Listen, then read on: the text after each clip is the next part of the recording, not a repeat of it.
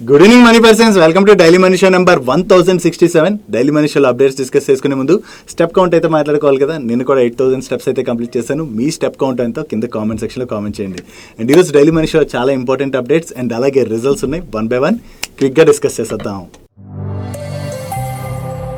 ముందుగా market update చూసినట్లయితే ఈ రోజు సెషన్లో సెన్సెక్స్ 769 పాయింట్స్ పెరిగి 81,721 పాయింట్స్ కి క్లోజ్ అయినట్లయితే నిఫ్టీ 243 పాయింట్స్ పెరిగి 24,853 పాయింట్స్ కి క్లోజ్ అయింది. అండ్ ఈ రోజు సెషన్లో మిడ్ క్యాప్ ఇండెక్స్ 0.43% పెరిగినట్లయితే స్మాల్ క్యాప్ ఇండెక్స్ 0.51% పెరిగింది అండ్ బ్యాంక్ నిఫ్టీ 0.83% పెరిగింది. లాస్ట్ 2 days నుంచి మన ఇండియన్ మార్కెట్ తో పాటు most of the global markets లో కూడా ప్రెషర్ చూసాం కదా. దానికి రీజన్ గురించి కూడా మనం క్లియర్ గా డిస్కస్ చేసుకున్నాం. Japanese bond deals almost 2 decades హైని టచ్ అవడంతో పాటుగా ఆల్మోస్ట్ చాలా కంట్రీస్ లోని బాండ్ డీల్స్ ఏవైతే పెరుగుతున్నాయో దాంతోనే గ్లోబల్ మార్కెట్స్ అన్నిటిలో కూడా మనం ప్రెషర్ చూసాం. సో ఈ లాస్ట్ 2 days లోని ప్రెషర్ చూసిన తర్వాత ఈ రోజు సెషన్ లో మన మార్కెట్ లో కొంత రిలీఫ్ ర్యాలీ అయితే కనపడింది. ఈవెన్ మన మార్కెట్ లోనే కాదు, ఈ రోజు సెషన్ లో మీరు అబ్జర్వ్ చేసినట్లయితే most of the global markets లో కూడా కొంత రిలీఫ్ ర్యాలీ అనేది చూసాం. చూడాలి ఈ రోజు సెషన్ లో మార్కెట్స్ లో అయితే కొంత రికవరీ కనపడింది కదా. నెక్స్ట్ వీక్ లో కూడా ఈ రికవరీ మూమెంటం కంటిన్యూ అవుతుందా లేదా అన్నది. మెయిన్లీ జపాన్ ప్రెసెంట్ ఫేస్ చేస్తున్నటువంటి టఫ్ సిచ్యువేషన్ ఏదైతే ఉన్నదో దాని నుంచి జపాన్ అయితే బయట పడవలసి ఉన్నది. ఒకవేళ జపాన్ కనుక స్ట్రగుల్ అయినట్లయితే దానివల్ల యుఎస్ తో పాటుగా అదర్ కంట్రీస్ పైన కూడా ఇంపాక్ట్ పడుతుంది కాబట్టి మార్కెట్స్ లో అయితే కొంచెం టెన్షన్ ఉన్నది. సో ఒకవేళ ఈ ఇష్యూని కనుక జపాన్ కరెక్ట్ గా హ్యాండిల్ చేసి ఇష్యూ నుంచి బయట పడినట్లయితే మాత్రం కొంతవరకు గ్లోబల్ మార్కెట్స్ కి అది మనం రిలీఫ్ గానే చూడాలి. ఫైనల్లీ ఏం జరుగుతుంది అన్నది మనం చూడవలసి ఉన్నది. దీంతో పాటు మన ఇండియన్ ఎకానమీ రిలేటెడ్ గా కూడా కొన్ని ఇంపార్టెంట్ న్యూస్లు అయితే ఉన్నాయి. వాటి గురించి కూడా మనం డిస్కస్ చేసుకోవాలి. యాజ్ పర్ గవర్నమెంట్ సోర్సెస్ మన ఎకానమీ అయితే ప్రెసెంట్ స్ట్రాంగ్ గానే ఉన్నది. దట్టు ఈసారి మన కంట్రీలోని గుడ్ మాన్సూన్ ఉండేటువంటి అవకాశాలు అయితే కనపడుతున్నాయి కాబట్టి దీనివల్ల ఓవరాల్ గా పంటలు అవి కూడా బాగానే పండుతాయి కాబట్టి కన్జంప్షన్ అనేది బాగానే జరగచ్చు. ఓవరాల్ గా దీనివల్ల కన్జంప్షన్ కంపెనీస్ అయితే లాభపడేటువంటి అవకాశం ఉన్నది. దట్టు మన ఇండియన్ ఎకానమీ రిలేటెడ్ గా చూసినట్లయితే ఆల్మోస్ట్ అన్ని రేటింగ్ ఏజెన్సీస్ కూడా ఈసారి కూడా మన ఇండియన్ ఎకానమీలోని డీసెంట్ గ్రోత్ కనపడచ్చని షేర్ చేస్తున్నారు కదా. అంటే గ్లోబల్లీ మనం ప్రెసెంట్ కొంత టఫ్ సిచ్యువేషన్స్ ఉన్నా కూడా దానివల్ల మన ఇండియన్ ఎకానమీ పైన మరీ అంత ఇంపాక్ట్ పడకపోవచ్చు అని చెప్పి గ్లోబల్ రేటింగ్ ఏజెన్సీస్ అన్ని కూడా వాళ్ళ వ్యూని అయితే షేర్ చేశాయి. సో ఒక రకంగా ఇది మన ఎకానమీ రిలేటెడ్ గా పాజిటివ్ గానే చూడొచ్చు. వీటితో పాటు త్వరలోనే జిఎస్టీ కౌన్సిల్ మీటింగ్ కూడా జరగబోతున్నట్లుగా మీడియా ప్లాట్ఫామ్స్ అయితే షేర్ చేస్తున్నాయి. ఈ మీటింగ్ లోని వేరియస్ జిఎస్టీ రేట్స్ ఉంటాయి కదా. ఈ GST rates rationalisation and compensation cess related గా జిఎస్టీ కౌన్సిల్ వర్క్ చేయబోతున్నట్టుగా వీళ్ళు షేర్ చేస్తున్నారు. సో ఈసారి జిఎస్టీ కౌన్సిల్ మీటింగ్ తర్వాత ఏమైనా జిఎస్టీ స్లాబ్స్ లో అది చేంజెస్ తీసుకొస్తారా లేదా అన్నది చూడవలసి ఉన్నది. వీటితో పాటు ఆర్బీఐ గవర్నమెంట్ కి ఎవ్రీ ఇయర్ డివిడెండ్ ఇస్తుంది కదా. ఈ ఫైనాన్షియల్ ఇయర్ 25 కి గాను 2.69 lakh crores డివిడెండ్ అయితే అనౌన్స్ చేసింది. యాక్చువల్లీ గవర్నమెంట్ ఎక్స్పెక్ట్ చేసిన విధంగానే ఆర్బీఐ కూడా డివిడెండ్ అనౌన్స్ చేసినట్టుగా మనం అర్థం చేసుకోవచ్చు. ఫైనాన్షియల్ ఇయర్ 24 తో కంపేర్ చేస్తే ఆర్బీఐ ఈసారి ఫైనాన్షియల్ ఇయర్ 25 లోని 27% హైయర్ డివిడెండ్ ని గవర్నమెంట్ కి ఇస్తున్నది. సో గవర్నమెంట్ కి ఏదైతే ఆర్బీఐ దగ్గర నుంచి వచ్చేటువంటి డివిడెండ్ ఉన్నదో ఈ డివిడెండ్ ని యూజ్ చేసుకోవడం ద్వారా గవర్నమెంట్ కూడా స్పెండింగ్ బాగా చేసేటువంటి అవకాశం ఉన్నది కాబట్టి ఇది మన ఎకానమీ రిలేటెడ్ గా అయితే పాజిటివ్ గా చూడొచ్చు. నెక్స్ట్ డొనాల్డ్ ట్రంప్ ప్రీవియస్ గా యాపిల్ రిలేటెడ్ గా కొన్ని కామెంట్స్ చేయడం జరిగింది కదా. అదే యాపిల్ వీళ్ళ ఐఫోన్ తో పాటుగా వేరే యాపిల్ ప్రొడక్ట్స్ మ్యానుఫాక్చరింగ్ ని అవుట్ సైడ్ యుఎస్ చేస్తున్నారు. దట్టు ఇండియాలోని వీళ్ళు లార్జెస్ట్ మ్యానుఫాక్చరింగ్ అయితే చేయడానికి ప్రయత్నిస్తున్నారు. సో ఇండియాలో చేయాల్సినటువంటి అవసరం లేదు. ఇండియా సిచ్యువేషన్ ఇండియా చూసుకుంటుంది. మీరు యుఎస్ లో ఏవైతే యాపిల్ ప్రొడక్ట్స్ ని సేల్ చేస్తున్నారో ఆ ప్రొడక్ట్స్ అయితే యుఎస్ లోనే మ్యానుఫాక్చర్ చేయాలని చెప్పి ఆయన స్టేట్మెంట్స్ ఇచ్చారు కదా ఆ టైంలోని. దాని తర్వాత మన ఇండియాలో అయితే యాపిల్ ప్రొడక్షన్ తగ్గించచ్చు అని చెప్పి భయపడినా కూడా ఆ తర్వాత యాపిల్ వాళ్ళు అయితే మన ఇండియన్ గవర్నమెంట్ కి క్లారిఫికేషన్ ఇవ్వడం జరిగింది. అంటే మన దగ్గర యాపిల్ ప్రొడక్షన్ ఏదైతే వాళ్ళు చేద్దాం అనుకుంటున్నారో అది ఫుల్ ఫ్లెజ్డ్ గా చేస్తాం అని చెప్పి కమిట్మెంట్ ఇవ్వడం జరిగింది. దీంతో ఇప్పుడు డొనాల్డ్ ట్రంప్ అగైన్ ఆయన సోషల్ మీడియాలోని యాపిల్ సంస్థను అయితే బ్లాక్ మెయిల్ చేస్తూ పోస్ట్ చేయడం జరిగింది. ఒకవేళ యాపిల్ కనుక యుఎస్ లో సెల్ చేసేటువంటి ఐఫోన్స్ ఏవైతే ఉంటాయో వాటిని యుఎస్ లో కాకుండా ఇండియాలో గానీ లేదా ఇతర కంట్రీలో మ్యానుఫాక్చర్ చేసి ఆ ఐఫోన్స్ ని యుఎస్ లో గనక సెల్ చేసినట్లయితే ఆ ప్రొడక్ట్స్ పైన ఖచ్చితంగా యాపిల్ యుఎస్ గవర్నమెంట్ కి 25% టారిఫ్ ని పే చేయాలని చెప్పి డొనాల్డ్ ట్రంప్ ఆయన సోషల్ మీడియాలో అయితే పోస్ట్ చేయడం జరిగింది. దీన్ని బట్టి యాపిల్ సంస్థను అయితే డొనాల్డ్ ట్రంప్ బ్లాక్ మెయిల్ చేస్తున్నట్టుగా క్లియర్ గా కనపడుతున్నది. సో ఇప్పుడు యాపిల్ కి ఈ విధంగా డొనాల్డ్ ట్రంప్ వార్నింగ్ ఇస్తున్నారు కదా. దీనికి యాపిల్ వాళ్ళు ఏ విధంగా రెస్పాండ్ అవుతారు అన్నది మనం చూడవలసి ఉన్నది. ఒకవేళ ఈ విధంగా బ్లాక్ మెయిల్ చేస్తున్నారు కాబట్టి మన ఇండియాలో కాకుండా వాళ్ళు యుఎస్ లోనే ప్రొడక్షన్ చేసుకుందాం అన్నట్లయితే మాత్రం అది మన ఇండియా రిలేటెడ్ గా కొంత నెగిటివ్ గానే చూడాలి. నెక్స్ట్ త్వరలోనే కొన్ని బ్యాంక్స్ కి అయితే బిగ్ షాక్ తగిలేటువంటి అవకాశాలు అయితే కనిపిస్తున్నాయి. మీకు గుర్తున్నట్లయితే జేఎస్డబ్ల్యూ స్టీల్ వాళ్ళు కొన్ని సంవత్సరాల క్రితమే ఇన్సాల్వెన్సీ ప్రొసీడింగ్స్ కి వెళ్ళినటువంటి భూషణ్ పవర్ అయితే ఎన్సీఎల్టీ త్రూ ఎక్వైర్ చేశారు కదా. సో ఈ భూషణ్ పవర్ ని వీళ్ళు ఎక్వైర్ చేయడంలో భాగంగా భూషణ్ పవర్ కి ప్రీవియస్ గా ఏవైతే బ్యాంక్స్ అవి లోన్స్ ఇచ్చి ఉంటాయో ఆ లోన్స్ అన్నిటిని కూడా జేఎస్డబ్ల్యూ స్టీల్ తిరిగి పే చేసేసింది. కాకపోతే రీసెంట్ గా సుప్రీం కోర్టు ఏమన్నదంటే ఈ ఇన్సాల్వెన్సీ ప్రొసీడింగ్స్ ఏవైతే జరిగాయో అవి సరిగ్గా జరగలేదు. సో జేఎస్డబ్ల్యూ స్టీల్ వాళ్ళు భూషణ్ పవర్ ఎక్విజిషన్ ఏదైతే ఉన్నదో దాన్నైతే సుప్రీంకోర్టు క్యాన్సిల్ చేస్తున్నట్టుగా తీర్పు ఇవ్వడం జరిగింది. సుప్రీంకోర్టు క్యాన్సిల్ చేసిన వెంటనే జేఎస్డబ్ల్యూ స్టీల్ వాళ్ళు తిరిగి అప్పీల్ చేసుకోవచ్చు అని చెప్పి మార్కెట్ ఎక్స్పెక్ట్ చేసినా ఇప్పటి వరకు జేఎస్డబ్ల్యూ స్టీల్ వాళ్ళు అయితే తిరిగి సుప్రీంకోర్టులో అప్పీల్ చేసుకోలేదు. ఇప్పుడు JSW steel Bhushan power acquisition ఏదైతే ఉందో అది క్యాన్సిల్ అయిపోతుంది కాబట్టి భూషణ్ పవర్ కి ఏవైతే బ్యాంక్స్ లోన్స్ ఇచ్చాయో ఆ లోన్స్ నని జేఎస్డబ్ల్యూ స్టీల్ క్లియర్ చేసింది కదా. వీళ్ళెందుకు క్లియర్ చేయాలి? ఎందుకంటే ఇప్పుడు భూషణ్ పవర్ జేఎస్డబ్ల్యూ స్టీల్ కిందకి రాదు కాబట్టి ఆ డబ్బులు అయితే ఆబ్వియస్లీ జేఎస్డబ్ల్యూ స్టీల్ కి వెనక్కి రావాలి కాబట్టి జేఎస్డబ్ల్యూ స్టీల్ ఏవైతే బ్యాంక్స్ కి భూషణ్ పవర్ రిలేటెడ్ గా ఉన్నటువంటి డెట్స్ ని పే చేసిందో ఆ డబ్బులన్నీ వెనక్కి తిరిగి ఇవ్వాలని చెప్పి ఆ బ్యాంక్స్ అడుగుతున్నట్లుగా వేరియస్ మీడియా ప్లాట్ఫామ్స్ రిపోర్ట్ చేస్తున్నాయి. ఆ బ్యాంక్స్ అన్ని కూడా ఇప్పుడు తిరిగి జేఎస్డబ్ల్యూ స్టీల్ కి ఆ అమౌంట్ ని పే చేయాలంటే బ్యాంక్స్ మీద ఆబ్వియస్ గా ప్రెషర్ పడుతుంది కదా. ఎందుకంటే ప్రీవియస్ గా భూషణ్ పవర్ వాళ్ళు ఈ అప్పులు పే చేయకపోవడంతోనే వాళ్ళు ఇన్సాల్వెన్సీకి అయితే వెళ్ళిపోవడం జరిగింది. బ్యాంక్స్ తిరిగి జేఎస్డబ్ల్యూ స్టీల్ కి ఈ డబ్బులు వెనక్కి ఇచ్చేసాయి అనుకోండి, అగైన్ ఆ భూషణ్ పవర్ ని వేరే ఏదైనా కంపెనీ ఎన్సీఎల్టీ ప్రొసీడింగ్ లోని అక్వైర్ చేసే వరకు కూడా బ్యాంక్స్ భూషణ్ పవర్ కి ఇచ్చినటువంటి అప్పులు వెనక్కి తిరిగి రావు కాబట్టి అది ఆ బ్యాంక్స్ రిలేటెడ్ గా మనం నెగిటివ్ గా చూడొచ్చు. దీనిలో ఎక్కువగా చూసినట్లయితే పంజాబ్ నేషనల్ బ్యాంక్ వాళ్ళు ఎక్కువగా లోన్ ఇవ్వడం జరిగింది. ఒకవేళ ఈ డబ్బులు తిరిగి పే చేయాలంటే దీనివల్ల పంజాబ్ నేషనల్ బ్యాంక్ కి మనం కొంత నెగిటివ్ గా చూడొచ్చు. పంజాబ్ నేషనల్ బ్యాంక్ తో పాటు ఇంకా ఏ అదర్ బ్యాంక్స్ ఈ భూషణ్ పవర్ కి అప్పులు ఇచ్చి ఉంటాయో వాళ్ళందరూ కూడా తిరిగి ఈ డబ్బులు వెనక్కి పే చేయాలి కాబట్టి ఆ బ్యాంక్స్ రిలేటెడ్ గా ఇది మనం నెగిటివ్ గా చూడొచ్చు. కాకపోతే ఇది మీడియా ప్లాట్ఫామ్స్ వాళ్ళ సోర్సెస్ ద్వారా షేర్ చేస్తున్నటువంటి ఇన్ఫర్మేషన్ మాత్రమే. చూడాలి జేఎస్డబ్ల్యూ స్టీల్ దగ్గర నుంచి దీని రిలేటెడ్ గా ఏదైనా క్లారిఫికేషన్ వస్తుందేమో. డైలీ మార్కెట్ లో వచ్చేటువంటి ఇటువంటి ఇంపార్టెంట్ ఇన్ఫర్మేషన్ ని మీతో డీటెయిల్ గా షేర్ చేయడానికి మన టీం పెడుతున్నటువంటి ఎఫర్ట్స్ వీడియో చూస్తున్న ఏ పాయింట్ ఆఫ్ టైం లో అయినా మీకు హెల్ప్ఫుల్ అయినట్లయితే మన వీడియోని మర్చిపోకుండా లైక్ చేయడానికి ప్రయత్నించండి. అండ్ మీరు ఇదే ఫస్ట్ టైం మన ఛానల్కి వచ్చినట్లయితే ఛానల్ని సబ్స్క్రైబ్ చేసుకుని పక్కన ఉన్న బెల్ ఐకాన్లో ఆల్ నోటిఫికేషన్ యాక్టివేట్ చేసుకున్నట్లయితే మా నుంచి వచ్చేటువంటి ఇంట్రెస్టింగ్ వీడియోస్ ఎప్పటికప్పుడు మీకు రీచ్ అవుతాయి.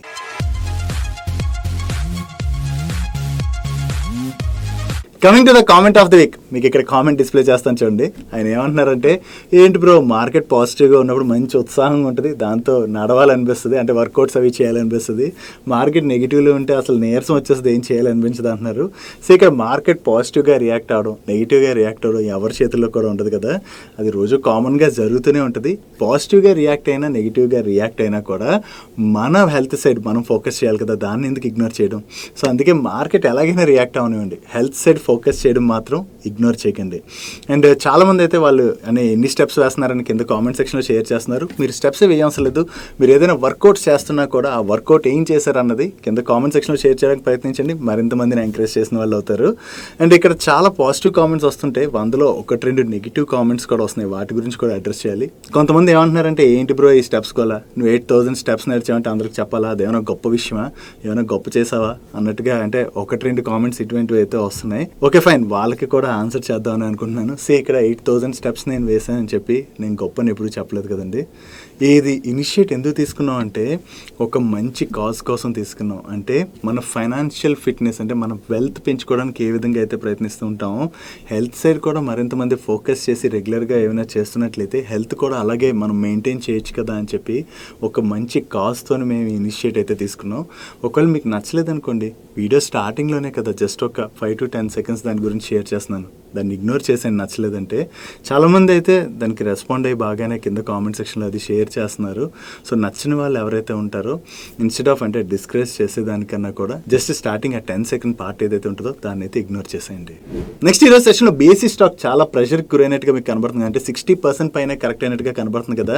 దానికి రీజన్ వీళ్ళు రీసెంట్గా రిజల్ట్స్ అనౌన్స్ చేశారు కదా, ఆ టైంలోని వీళ్ళు 2:1 బోనస్ ఇష్యూని కూడా అనౌన్స్ చేశారు. అంటే రికార్డ్ డేట్ నాటికి ఎవరి దగ్గర అయితే BSE 1 స్టాక్ ఉంటుందో వాళ్ళకి 2 స్టాక్స్ని వీళ్ళు బోనస్గా ఇష్యూ చేయబోతున్నారు. ఈ బోనస్ ఇష్యూ యొక్క ఎగ్జిక్యూషన్ డేట్ ఈ రోజు ఉండడం వల్లనే మీకు స్టాక్ అంతలా కరెక్ట్ అయినట్టుగా కనబడుతుంది, కానీ ఇన్ఫ్యాక్ట్ స్టాక్ అయితే అంతలా కరెక్ట్ అవ్వలేదు. సో ఈ బోనస్ ఇష్యూలో ఎవరైతే పార్టిసిపేట్ చేస్తుంటారో మీకు త్వరలోనే మీ డిమాట్ అకౌంట్లో ఆ బోనస్ షేర్స్ అయితే వచ్చి క్రెడిట్ అవుతాయి. నెక్స్ట్ టన్నెల్ బ్రిడ్జెస్ లాంటివి డెవలప్ చేసేటువంటి పటేల్ ఇంజనీరింగ్ వాళ్ళు ప్రీవియస్గానే Maharashtra Krishna valley development corporation వాళ్ళు ఫ్లోట్ చేసిన టెండర్లో పార్టిసిపేట్ చేసి L1 బిడ్డర్గా సెలెక్ట్ అయ్యారు. కాకపోతే వీళ్ళు సింగిల్గా పార్టిసిపేట్ చేసింది కాదు, వీళ్ళ కన్సోర్టియం పార్టిసిపేట్ చేసి L1 బిడ్డర్ గా సెలెక్ట్ అవ్వడం జరిగింది. దానిలో భాగంగా ఇప్పుడు వీళ్ళు LOA రిసీవ్ చేసుకున్నారు. నువ్వు ఈ ఆర్డర్ కి గాను మీకు ఇక్కడ కనపడుతున్నటువంటి డ్యామ్ కి వీళ్ళు వేరే సివిల్ వర్క్స్ అవి చేయవలసి ఉన్నది. సో టోటల్ ఆర్డర్ వాల్యూ ఎంతైనా కూడా వీళ్ళకి వచ్చినటువంటి అంటే ఈ కన్సోర్టియం విన్ అయినటువంటి ఆర్డర్ వాల్యూ కదా, దీనిలోని వీళ్ళ షేర్ ప్రకారం మనం చూసినట్లయితే పటేల్ ఇంజనీరింగ్ వాళ్ళకి 191 crores వర్త్ ఆర్డర్ వచ్చినట్టుగా మనం అర్థం చేసుకోవచ్చు. సో వీళ్ళు ఫ్రెష్ ఆర్డర్ ఏదైతే విన్ అయ్యారో ఇది పటేల్ ఇంజనీరింగ్ వాళ్ళ రిలేటెడ్ గా మనం పాజిటివ్ గా చూడొచ్చు. నెక్స్ట్ టాటా స్టీల్ వాళ్ళు వాళ్ళ కెపాసిటీ ఎక్స్పాన్షన్ ప్లాన్ లో భాగంగా వీళ్ళ Orissa Jaipur manufacturing facility phase 2లోని ఆపరేషన్స్ అయితే స్టార్ట్ చేయడం జరిగింది. టోటల్ గా ఈ మ్యానుఫ్యాక్చరింగ్ ఫెసిలిటీలో వీళ్ళు 27,000 crores ఇన్వెస్ట్ చేయడం ద్వారా ఈ కెపాసిటీని 3 million tons నుంచి 8 million tons per annum కి పెంచడం జరిగింది. టోటల్ గా ఈ మ్యానుఫ్యాక్చరింగ్ ఫెసిలిటీలో వీళ్ళు defence, ship building, power, auto sector కి కావాల్సినటువంటి హై స్ట్రెంత్ అండ్ స్టీల్ ఉంటుంది కదా, దీన్ని మ్యానుఫ్యాక్చరింగ్ చేయబోతున్నట్టుగా వీళ్ళు షేర్ చేస్తున్నారు. సో ఈ అడిషనల్ కెపాసిటీ వచ్చి యాడ్ అవడం వల్ల డిమాండ్ ఏదైతే పెరుగుతున్నదో దాన్ని అయితే వీళ్ళు క్యాటర్ చేసే అవకాశం ఉంది. కాబట్టి ఇది టాటా స్టీల్ వాళ్ళ రిలేటెడ్ గా మనం పాజిటివ్ గా చూడొచ్చు. నెక్స్ట్ ఈ రోజు సెషన్ లో మీరు చూసినట్లయితే solar modules and panels manufacture చేసేటువంటి వారి ఎనర్జీస్ అండ్ ప్రీమియర్ ఎనర్జీస్ ఈ రెండు స్టాక్స్ లో కూడా చాలా ఎక్కువగా ప్రెషర్ కనపడింది కదా. ఈ రెండిట్లో కూడా ఎక్కువగా వారి ఎనర్జీ స్టాక్ లో అయితే మనం ప్రెషర్ చూసాం. దానికి రీజన్ ఏంటంటే యుఎస్ ప్రెసిడెంట్ అయినటువంటి డొనాల్డ్ ట్రంప్ ప్రపోజ్ చేసినటువంటి న్యూ ట్యాక్స్ బిల్. ఈ న్యూ ట్యాక్స్ బిల్ లో ఏమున్నదంటే ప్రీవియస్ యుఎస్ ప్రెసిడెంట్ అయినటువంటి Biden administration inflation reduction act లో భాగంగా ఈ solar and wind energy companies కి ఏదైతే ఫండింగ్ లభించేదో ఆ ఫండింగ్ అయితే నిలిపివేస్తున్నారు. వీటితో పాటుగా యుఎస్ లో ఉన్నటువంటి ట్యాక్స్ పేయర్స్ ఎవరైతే సోలార్ రూఫ్ టాప్ సిస్టమ్స్ ని ఇన్స్టాల్ చేసుకుంటారో వాళ్ళకి ప్రీవియస్ గా 30% ఫెడరల్ ట్యాక్స్ క్రెడిట్ అయితే వచ్చేది. దాన్ని కూడా ఇప్పుడు ఈ న్యూ బిల్ లో భాగంగా అబాలిష్ చేస్తున్నారు. నువ్వు ఈ స్టెప్స్ ఏవైతే తీసుకుంటున్నారో వీటి వల్ల గ్రీన్ ఎనర్జీ సెక్టర్ లోని ఇన్వెస్ట్మెంట్స్ తగ్గిపోతాయి. అండ్ అంతేకాకుండా ఈ రూఫ్ టాప్ సోలార్ సిస్టమ్స్ ని ఇన్స్టాల్ చేసుకునేటువంటి పీపుల్ కూడా తగ్గిపోతారు. కాబట్టి వీటి రిలేటెడ్ గా వర్క్ చేసేటువంటి కంపెనీస్ కి అది నెగిటివ్. దాంతోనే నేను యుఎస్ కి చెందినటువంటి నెక్స్ట్ ఎరా ఎనర్జీ అండ్ సన్ రన్ ఈ రెండు స్టాక్స్ లో కూడా చాలా ఎక్కువగా ప్రెషర్ కనపడింది. అండ్ వీటితో పాటుగా మన ఇండియన్ కంపెనీస్ చూసినట్లయితే భారీ ఎనర్జీస్ అండ్ ప్రీమియర్ ఎనర్జీస్ కూడా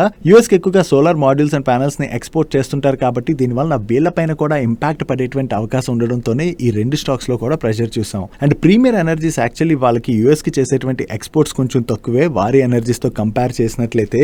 వెన్ వారి ఎనర్జీస్ విషయంకి వచ్చేసరికి వాళ్ళ టోటల్ ఆర్డర్ బుక్ లోని 57% ఆఫ్ ది కంట్రిబ్యూషన్ వాళ్ళకి ఎక్స్పోర్ట్ ఆర్డర్స్ ద్వారానే వస్తున్నాయి. కాబట్టి నో యుఎస్ గవర్నమెంట్ ప్రపోజ్ చేసినటువంటి ఈ న్యూ ట్యాక్స్ బిల్ ఏదైతే ఉన్నదో దాని వల్ల ఎక్కువగా వారి ఎనర్జీస్ పైన ఇంపాక్ట్ ఉండేటువంటి అవకాశం ఉండడంతో ఈ రోజు సెషన్ లో వారి ఎనర్జీ స్టాక్ లో అంత ప్రెషర్ కనపడింది. డైలీ మార్కెట్లో వచ్చేటువంటి ఇటువంటి ఇంపార్టెంట్ ఇన్ఫర్మేషన్ ని మీతో డీటెయిల్ గా షేర్ చేయడానికి మన మనీ పర్స్ టీమ్ ఏవైతే ఎఫర్ట్స్ పెడుతుందో ఆ ఎఫర్ట్స్ కనుక మీకు హెల్ప్ఫుల్ అవుతున్నట్లయితే మన వీడియోని మర్చిపోకుండా లైక్ చేయడానికి ప్రయత్నించండి. నెక్స్ట్ నార్త్ ఈస్టర్న్ రీజియన్ లోని రిలయన్స్ ఇండస్ట్రీస్ అండ్ అలాగే అదానీ గ్రూప్ భారీ ఇన్వెస్ట్మెంట్స్ చేయబోతున్నట్టుగా ఈ రోజు అనౌన్స్ చేశారు.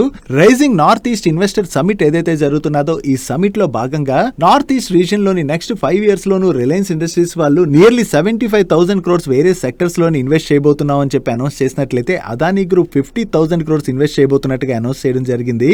రిలయన్స్ ఇన్వెస్ట్ చేయబోతున్నటువంటి 75,000 crores లో కూడా మనం చూసినట్లయితే జియో సర్వీసెస్ ని వీళ్ళు కంటిన్యూస్ గా ఎక్స్పాండ్ చేసుకుంటూ వెళ్తున్నారు కదా. దీంతో పాటుగా ఎడ్యుకేషనల్ ఇన్స్టిట్యూషన్స్ లోని రిలేటెడ్ గా హెల్త్ కేర్ ఫెసిలిటీస్ రిలేటెడ్ గా వీటితో పాటు వేరే అదర్ బిజినెస్ లో కూడా ఈ రీజియన్ లోని వీళ్ళైతే ఇన్వెస్ట్ చేయబోతున్నట్టుగా అనౌన్స్ చేయడం జరిగింది. వీళ్ళతో పాటు అదానీ గ్రూప్ కూడా ఈ రీజియన్ లోని infrastructure, logistic network, energy projects and digital connectivity solutions వీటన్నిటిలో కూడా టోటల్ గా 50,000 crores వరకు ఇన్వెస్ట్ చేయబోతున్నట్టుగా అనౌన్స్ చేయడం జరిగింది. ఓవరాల్ గా చూసుకుంటే Reliance industries and Adani group కలిపి దగ్గరగా 1,25,000 crores వరకు ఈ రీజియన్ లోని ఇన్వెస్ట్ చేయబోతున్నట్టుగా మనం అర్థం చేసుకోవచ్చు. దానివల్ల నార్త్ ఈస్ట్ రీజియన్ లోని ఫ్యూచర్ లోని మంచి జాబ్స్ క్రియేట్ అయ్యేటువంటి అవకాశం అయితే ఉన్నది. అండ్ అంతేకాకుండా వీళ్ళు రెండు గ్రూప్స్ కూడా వాళ్ళకు ఉన్నటువంటి ప్రెజెన్స్ ని ఇండియా వైడ్ ఎక్స్పాండ్ చేసుకోవడానికి ప్రయత్నిస్తున్నారు. కాబట్టి దీని ద్వారా లాంగ్ టర్మ్ లోని బోత్ అదానీ గ్రూప్ అండ్ అలాగే రిలయన్స్ ఇండస్ట్రీస్ రెండింటికి కూడా పాజిటివ్ కాబోతున్నట్టుగా మనం అర్థం చేసుకోవచ్చు. నెక్స్ట్ జిందాల్ పాలిఫిల్మ్స్ వాళ్ళ సబ్సిడరీ కంపెనీకి చెందినటువంటి నాసిక్ మ్యానుఫ్యాక్చరింగ్ ఫెసిలిటీలోని 2 days బిఫోర్ అంటే May 21st రోజున ఒక ఫైర్ యాక్సిడెంట్ అయితే జరిగింది.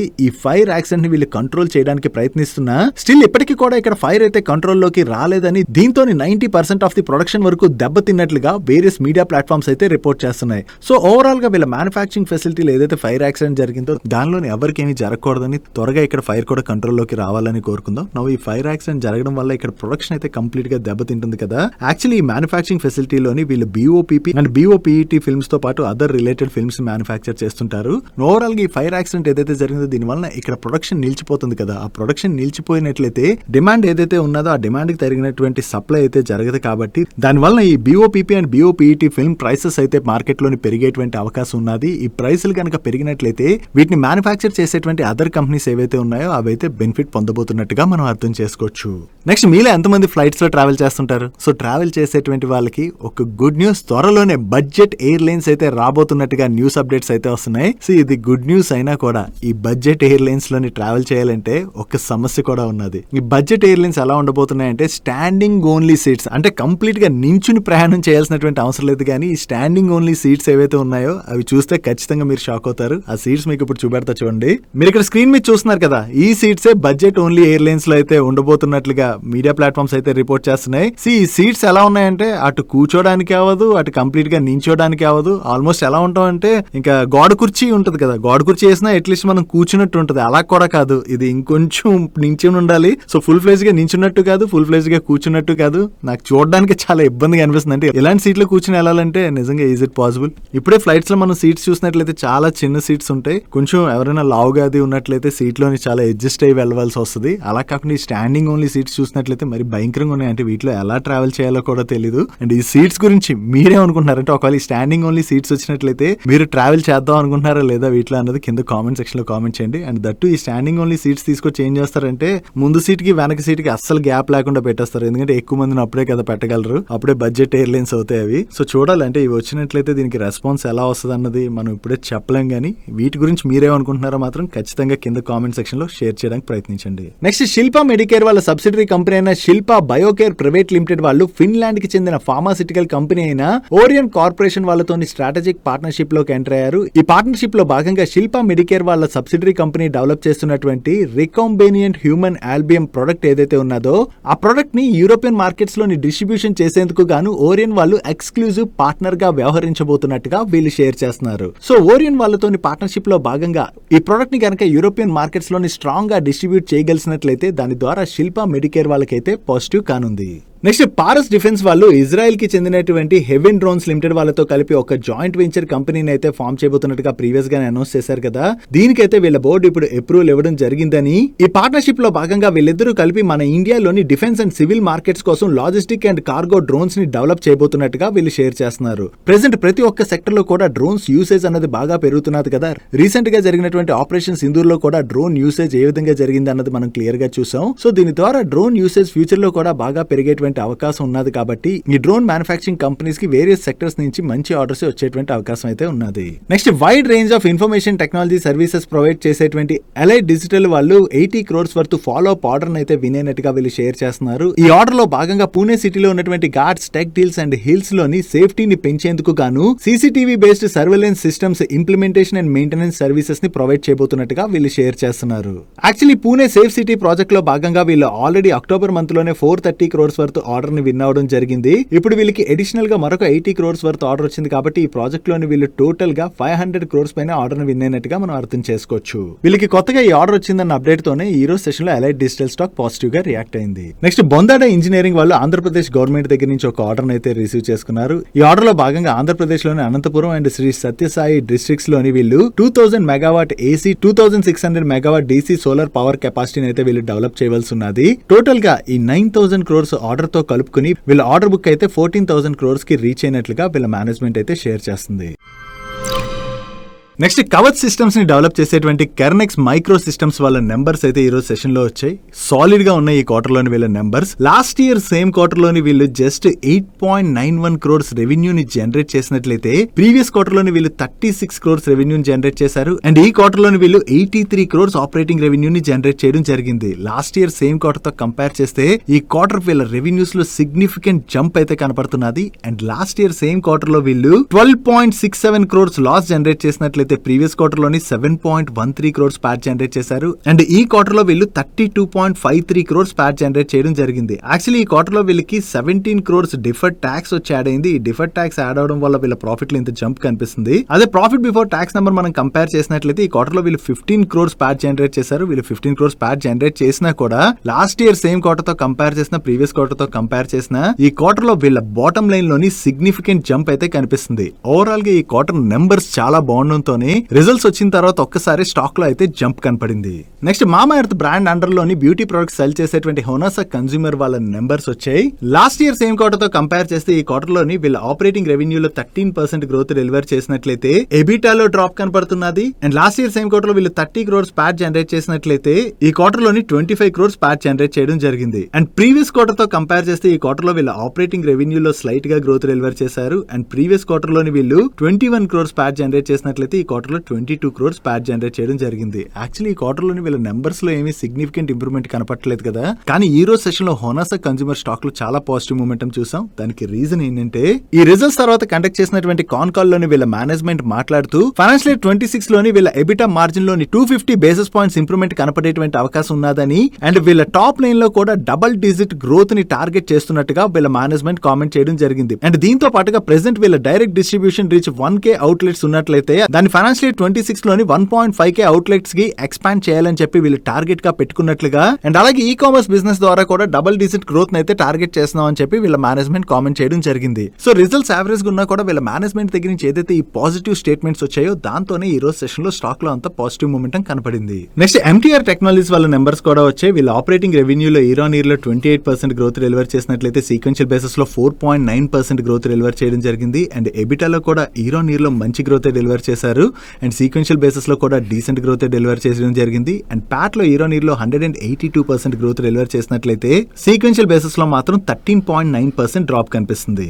ఓవరాల్ గా ఇయర్ ఆన్ ఇయర్ లోని వీళ్ళ నెంబర్స్ లో చాలా మంచి గ్రోత్ డెలివర్ చేశారు. బట్ సీక్వెన్షియల్ బేసిస్ లో వీళ్ళ బాటమ్ లైన్ లో డ్రాప్ కనపడుతుంది కదా. దానికి రీజన్ ప్రీవియస్ క్వార్టర్ తో కంపేర్ చేస్తే ఈ క్వార్టర్ లోని వీళ్ళ అదర్ ఇన్కమ్ కాంపోనెంట్ తగ్గింది. అండ్ అలాగే డిప్రిసియేషన్ అండ్ అమోటైజేషన్ ఎక్స్పెన్సెస్ కూడా పెరిగాయి. దీని వలన ఓవరాల్ గా వీళ్ళ ప్యాట్ లోనైతే డ్రాప్ కనిపిస్తుంది. And coming to the order book position, overall గా ఈ ఫైనాన్షియల్ ఇయర్ లో వీళ్ళు 720 crores వర్త్ ఆర్డర్స్ అయితే రిసీవ్ చేసుకున్నామని అండ్ ఈ ఫైనాన్షియల్ ఇయర్ ఎండింగ్ నాటికి వీళ్ళ దగ్గర 979 crores వర్త్ ఆర్డర్ బుక్ ఉన్నట్టుగా వీళ్ళు షేర్ చేస్తున్నారు. నెక్స్ట్ పవర్ మేక్ ప్రాజెక్ట్స్ వాళ్ళ నెంబర్స్ కూడా వచ్చి వీళ్ళ నెంబర్స్ ఎలా ఉన్నాయి చూద్దాం. లాస్ట్ ఇయర్ సేమ్ క్వార్టర్ తో కంపేర్ చేసిన, ప్రీవియస్ క్వార్టర్ తో కంపేర్ చేసిన ఈ క్వార్టర్ టాప్ లైన్ లో వీళ్ళు మంచి గ్రోత్ డెలివర్ చేశారు. And last year same quarter లోని వీళ్ళు 84 crores ప్యాట్ జనరేట్ చేసినట్లయితే ప్రీవియస్ క్వార్టర్ లో 86 crores ప్యాట్ జనరేట్ చేశారు. అండ్ ఈ క్వార్టర్ లోని వీళ్ళు 129 crores ప్యాట్ జనరేట్ చేయడం జరిగింది. ఓవరాల్ గా చూసుకుంటే ఈ క్వార్టర్ లో వీళ్ళ టాప్ లైన్ లోను బాటమ్ లైన్ లోను మంచి గ్రోత్ డెలివర్ చేయడంతో ఈ రోజు సెషన్ లో స్టాక్ పాజిటివ్ గా రియాక్ట్ అయింది. Next travel distribution platform services provide చేసేటువంటి TBO టెక్ వాళ్ళ నెంబర్స్ కూడా వచ్చాయి. లాస్ట్ ఇయర్ సేమ్ క్వార్టర్ తో కంపేర్ చేస్తే ఈ క్వార్టర్ లోని వీళ్ళ ఆపరేటింగ్ రెవెన్యూలో మంచి గ్రోత్ డెలివర్ చేశారు. And last year same quarter లో వీళ్ళు 46 crores ప్యాట్ జనరేట్ చేసినట్లయితే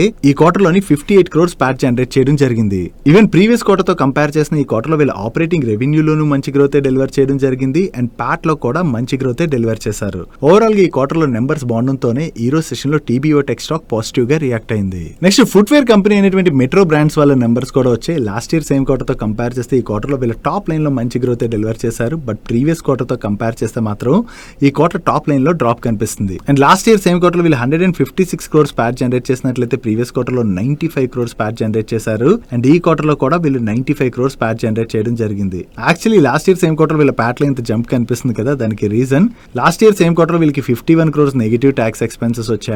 ఇవి యాడ్ అవడం వల్లనే వీళ్ళ ప్యాట్ లో ఇంత జంప్ కనిపిస్తుంది. అదే ప్రాఫిట్ బిఫోర్ ట్యాక్స్ నెంబర్ మనం కంపేర్ చేస్తే లాస్ట్ ఇయర్ సేమ్ క్వార్టర్ తో కంపేర్ చేసాం అనుకోండి, ఈ క్వార్టర్ ప్రాఫిట్ లో అయితే వీళ్ళు డీసెంట్ గ్రోత్ డెలివర్ చేశారు. బట్ ప్రీవియస్ క్వార్టర్ తో కంపేర్ చేస్తే మాత్రం ఈ క్వార్టర్ ప్రాఫిట్ లో డ్రాప్ కనిపిస్తుంది. యాక్చువల్లీ ఈ ఫైనాన్షియల్ ఇయర్ లోనే కాదు, లాస్ట్ ఫైనాన్షియల్ ఇయర్ లో కూడా డిసెంబర్ క్వార్టర్ నెంబర్స్ తో కంపేర్ చేస్తే మార్చ్ క్వార్టర్ లో వీళ్ళ నెంబర్స్ లో డ్రాప్ కనిపిస్తుంది. దాని బిఫోర్ ఫైనాన్షియల్ ఇయర్ లో కూడా మీరు సిమిలర్ సినారియో అబ్జర్వ్ చేయొచ్చు. సో వీళ్ళపైన ఈ సీజనల్ ఇంపాక్ట్ ఉన్నది కాబట్టి మనం డిసెంబర్ క్వార్టర్ నెంబర్స్ ని మార్చ్ క్వార్టర్ తో కంపేర్ చేసి చూడకూడదు. ఇయర్ ఆన్ ఇయర్ లో కంపేర్ చేసినట్లయితే వీళ్ళ నెంబర్స్ లో మంచి గ్రోత్ డెలివర్ చేశారు.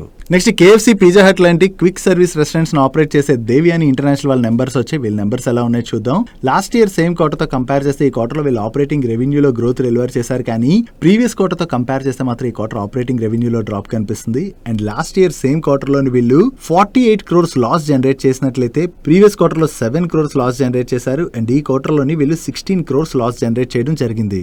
Actually last year same quarter తో కంపేర్ చేస్తే ఈ క్వార్టర్ లో వీళ్ళ లాస్ తగ్గింది. కానీ ప్రీవియస్ ప్రీవియస్ క్వార్టర్ తో కంపేర్ చేస్తే మాత్రం ఈ క్వార్టర్ లో వీళ్ళ లాస్ మళ్ళీ పెరిగింది. నెక్స్ట్ కమర్షియల్ వెహికల్స్ ని మ్యానుఫ్యాక్చర్ చేసేటువంటి అశోక్ లేలాండ్ వాళ్ళ నెంబర్స్ వచ్చి వీళ్ళ నెంబర్స్ ఎలా ఉన్నాయి చూద్దాం. లాస్ట్ ఇయర్ సేమ్ క్వార్టర్ తో కంపేర్ చేసిన ప్రీవియస్ క్వార్టర్ తో కంపేర్ చేసిన ఈ క్వార్టర్ లో వీళ్ళ ఆపరేటింగ్ రెవెన్యూలో మంచి గ్రోత్ డెలివర్ చేశారు. And last year same quarter లో వీళ్ళు 933 crores ప్యాట్ జనరేట్ చేసినట్లయితే ప్రీవియస్ క్వార్టర్ లో 819 crores ప్యాట్ జనరేట్ చేయడం జరిగింది. అండ్ ఈ క్వార్టర్ లో వీళ్ళు 1245 crores ప్యాట్ జనరేట్ చేశారు. అండ్ ఈ రిజల్ట్స్ తో పాటు అశోక్ లేలాండ్ వాళ్ళ బోర్డు 1:1 బోనస్ ఇష్యూని రికమెండ్ చేయడం జరిగింది. అంటే రికార్డ్ డేట్ నాటికి ఎవరి దగ్గర అయితే ఈ అశోక్ లేలాండ్ యొక్క 1 షేర్ ఉంటుందో వాళ్ళకి మరొక షేర్ ని వీళ్ళు బోనస్ గా ఇష్యూ చేయనున్నారు. ఈ బోనస్ ఇష్యూ రిలేటెడ్ గా వీళ్ళకి షేర్ హోల్డర్ అప్రూవల్ అది రావాలి. అప్రూవల్స్ వచ్చిన తర్వాత వీళ్ళు బోనస్ ఇష్యూ యొక్క రికార్డ్ డేట్ ని అనౌన్స్ చేస్తారు. That's it for today's daily మంచి. ఈ రోజు డైలీ మంచిలో మేము షేర్ చేసిన ఇన్ఫర్మేషన్ మీకు హెల్ప్ఫుల్ అయినట్లయితే ఈ వీడియోని లైక్ చేయండి. ఈ video me friends and family members helpful అవుతుంటే ఈ వీడియోని వాళ్ళకి షేర్ చేయండి. మీరు ఇదే ఫస్ట్ టైం మన మనీపర్ ఛానల్కి వచ్చి ఛానల్ ఇంకా సబ్స్క్రైబ్ చేసుకోలేనట్లయితే ఇక్కడ ఉన్న ఛానల్ లోగో మీద క్లిక్ చేసి ఛానల్ సబ్స్క్రైబ్ చేసుకుంటూ పక్కన బెల్ ఐకాన్ లోని ఆల్ నోటిఫికేషన్స్ యాక్టివేట్ చేసుకోండి. నేను చంద్రశేఖర్ పత్రి మరొక ఇంట్రెస్టింగ్ వీడియోతో కలుద్దాం. Good night and happy weekend.